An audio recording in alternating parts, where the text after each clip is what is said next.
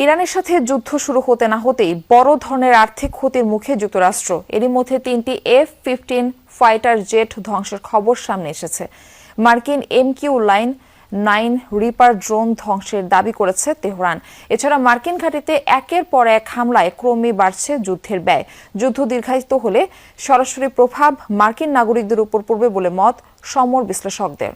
গ্লিটারের twin lemon ও antibacterial formula বাসনকে চকচকে জীবাণুমুক্ত করে আমাদের দেয় গ্লিটার গ্যারান্টি।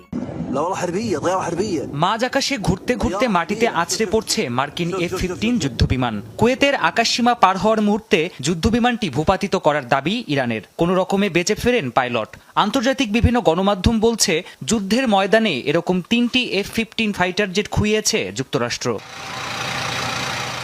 আকাশ যুদ্ধের ইতিহাসে অন্যতম সফল যুদ্ধবিমান হিসেবে মনে করা হয় এই মার্কিন ফাইটার জেটকে। শব্দের গতির চেয়ে 2.5 গুণের বেশি গতিতে ছুটতে সক্ষম এই যুদ্ধবিমান একবার জ্বালানি ভরে পাড়ি জমাতে পারে 5,500 কিলোমিটারেরও বেশি দূরত্ব। অত্যন্ত কার্যকর এই ফাইটার জেটের দামও তাই আকাশ ছোঁয়া। এক একটির মূল্য 9.5 কোটি মার্কিন ডলারেরও বেশি। এছাড়া মার্কিন বিমান বাহিনীর MQ-9 রিপার ড্রোনও ধ্বংসের দাবি করেছে ইরান। আধুনিক যুদ্ধে শত্রুপক্ষের ওপর নজরদারি এবং হামলা চালাতে এই ড্রোন ব্যাপকভাবে ব্যবহার করে যুক্তরাষ্ট্র। এটির মূল্যও কম নয়, এক একটির দাম প্রায় 3 কোটি ডলার।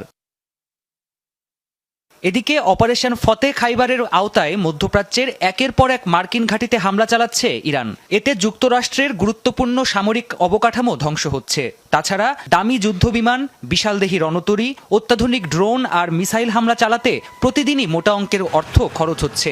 সব মিলিয়ে আগামী 1 সপ্তাহ যুদ্ধ চললে যুক্তরাষ্ট্রের প্রায় 5,000 কোটি ডলার খরচ হতে পারে বলে ধারণা সমর বিশ্লেষকদের।